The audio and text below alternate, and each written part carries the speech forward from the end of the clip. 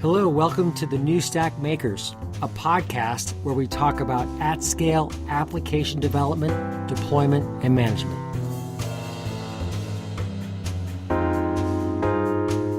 Hey, it's Alex Williams of the New Stack here at the Cloud Foundry Summit in Santa Clara, California. We're so excited to be here. We've been doing podcasts. We had a pancake breakfast this morning, learning all about the latest updates with the Open Service Broker API, new projects like Kubo. Here with Job Jackson, our managing editor, and Dr. Torg, two core people. Hey, Job. Hey. Hey.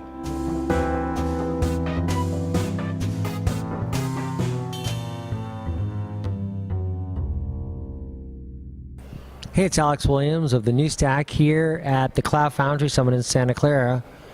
And with me today is Brian Gregory of Express Scripts. Hey, Brian. How you doing? Good.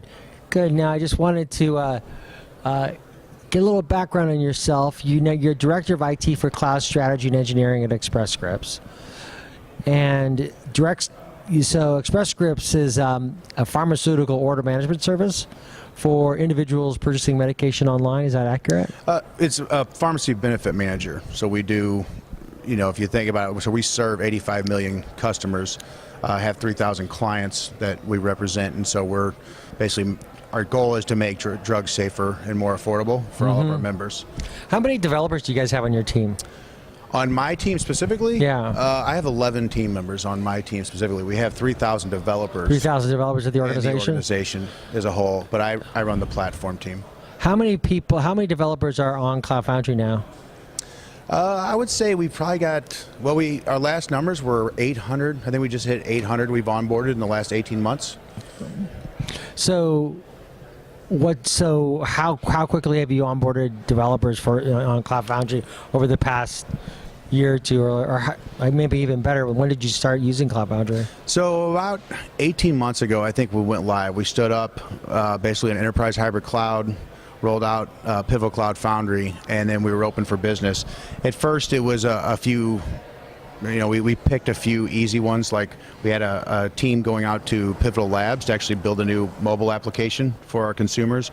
That was easy, and then anything new that would start coming up, that we'd start to work on those, and then we migrated some existing ones. So it started out kind of like as all right, we're pulling people in, showing them why the platform, delivers value to them, or why they might want to change their behaviors in the way that they write code today, and then it started to kind of take off. So it started out as like a little wave, and then it grew into a full-on tidal wave. So at this point, we're just taking people on as fast as we possibly can. And what I mean by taking them on, so part of our job for my team is to teach people how to fish, how to use the platform, work with them, help them, and then hopefully they'll go be our evangelists and go help the rest of the developer community and kind of help each other get better. So how do you onboard your developers?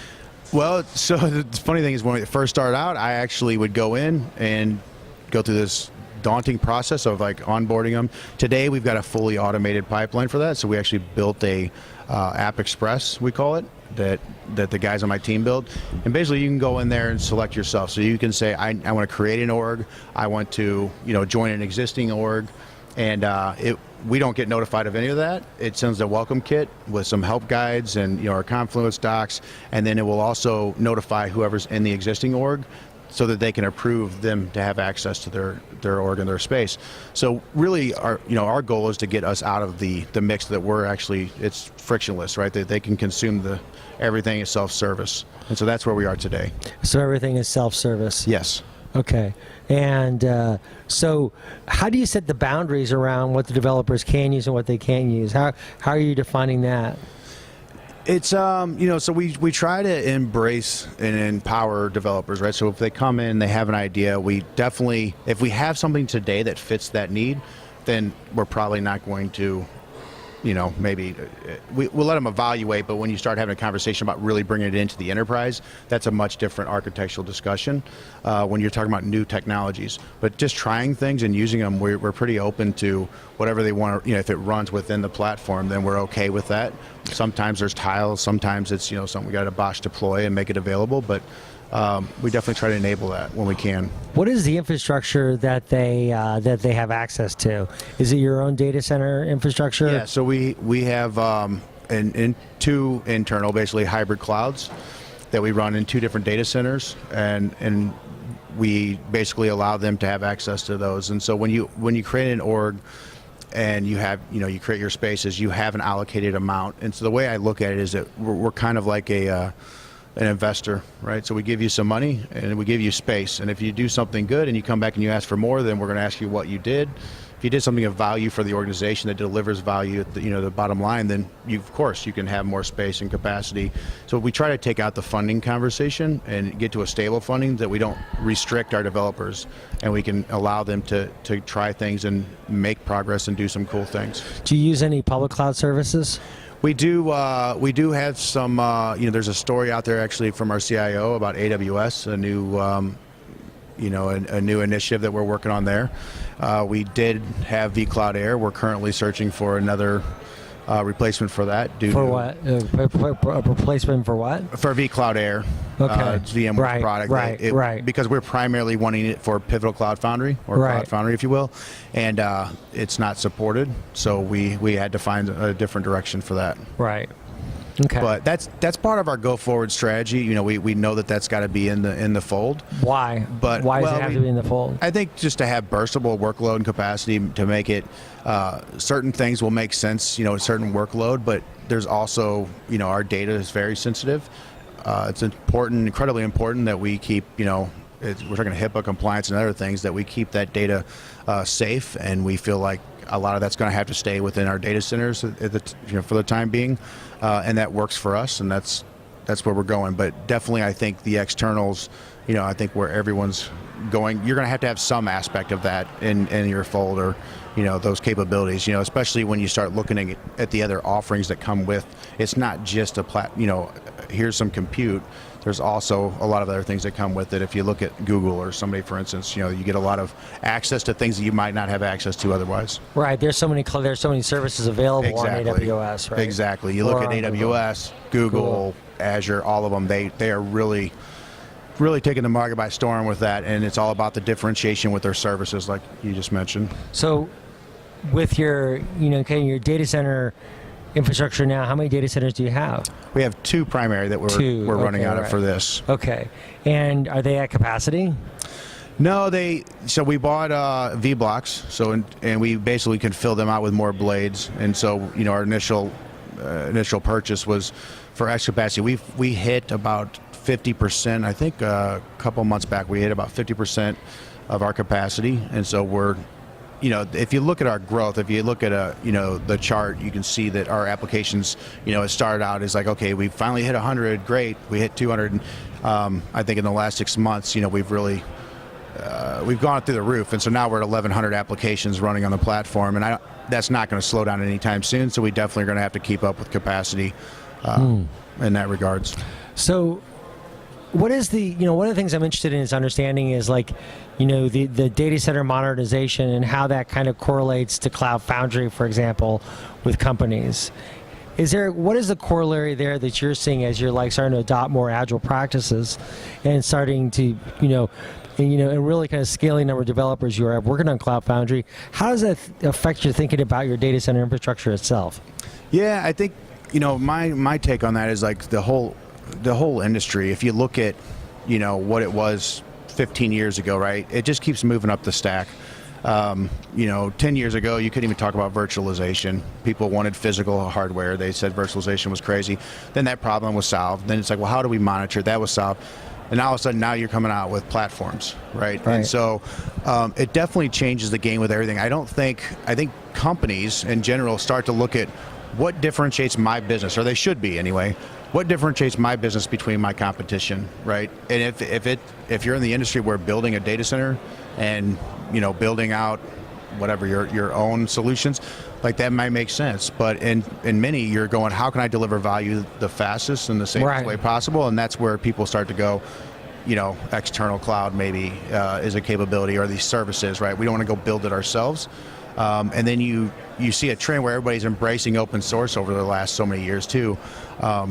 which, personally, I don't know what the stance was. I've only been in Express Scripts for 3 years, but I don't know what it was 5 years ago. But I got to imagine that was a tough conversation when you start talking about open source, or if you would have said, we'll be here today sponsoring an event like, Cloud Foundry, Summit. Like, that's insane to me to think about. So it's like the organization's really come a long way, but I think the whole industry's coming a long way. Right. And it's whoever embraces that is going to win, right? They're going to go the fastest. So would you say that the business reasons for, really adopting Cloud Foundry comes down to those issues around speed?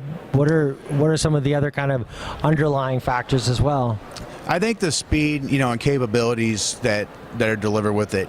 For me, the first time I did a CF push, I was blown away, right? Because I hadn't seen anything like it.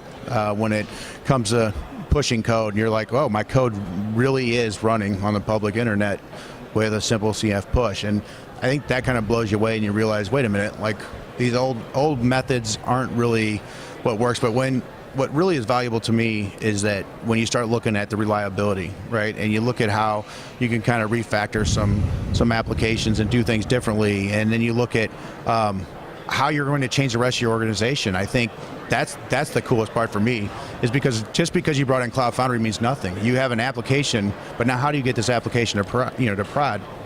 Then you got to figure that out, right? And that's when you start really opening questions, and you look at yourself and say, how do we change our entire organization to fit this? Not just one piece or one technology. It's like, no, you've got to figure out, the release management team's transitioning. They're transforming as we speak. We're having tough conversations with security that, around, it's a different way to solve problems. You're still solving them. It's just a different way to look at them. And conversations within any large organization are very healthy, right? Right. So that's good. So speed is critical, and often you relate issues such as continuous delivery to speed. Right. What has been your journey for continuous delivery, to really keep on making your app much more responsive and, doing all those things that you really need to do to really get that advantage? Yeah, I think, so it's hard because you still have, the old light bulb and you got the new that you're trying to do. And so it's easy when you have a new application you bring in and you're going, let's do everything right. Like, let's enable auto scaling. Let's do all these things, and make sure we get the health metrics and all the, stuff built into applications. And you do some amazing things. The problem is when you bring in the other stuff that doesn't have all these things, and maybe you don't even have the developers that know everything about that code. So that makes it hard when you're trying to do a CI/CD pipeline going, everything should be coming down this path. Everything should be consuming this. And in reality, you shouldn't for everything, right? It's only when you know for a fact that we've written something that we feel like we've got enough tests in place, we got smoke tests, we got regression testing, all these things and make it safe for you to actually deploy whenever you feel like deploying in the middle of the day.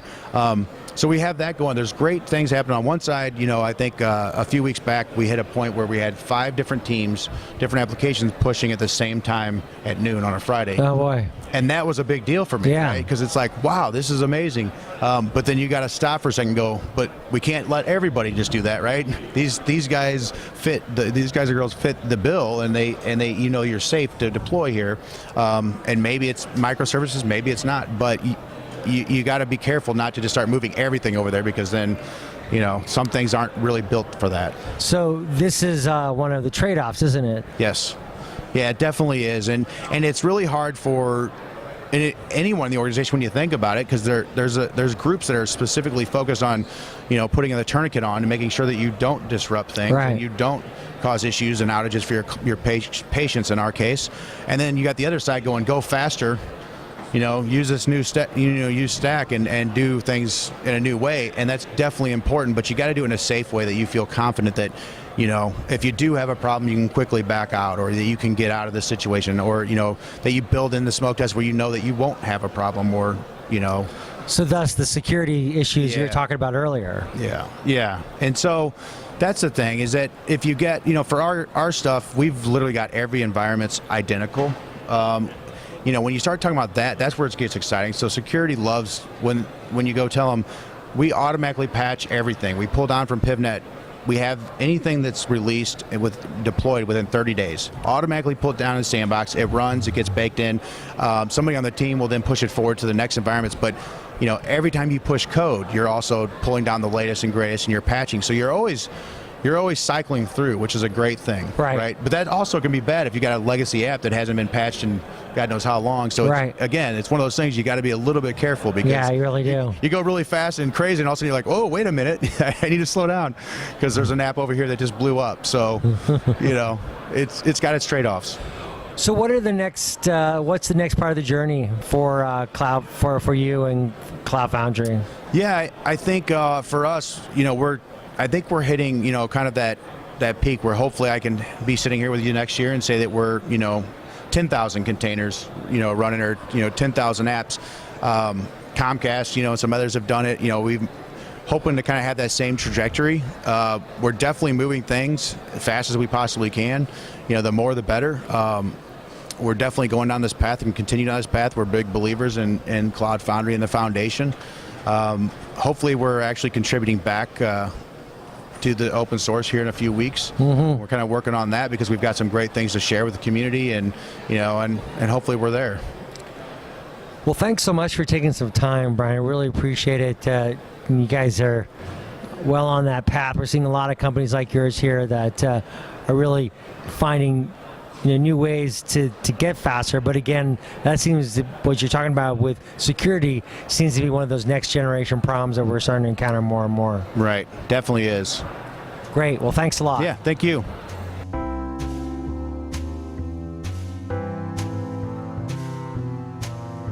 And our thanks to Cloud Foundry for sponsoring our podcast from the Cloud Foundry Summit in Santa Clara, California.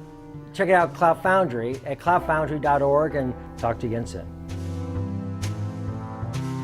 Listen to more episodes of the New Stack Makers at thenewstack.io/podcast. Please rate and review us on iTunes, like us on YouTube, and follow us on SoundCloud.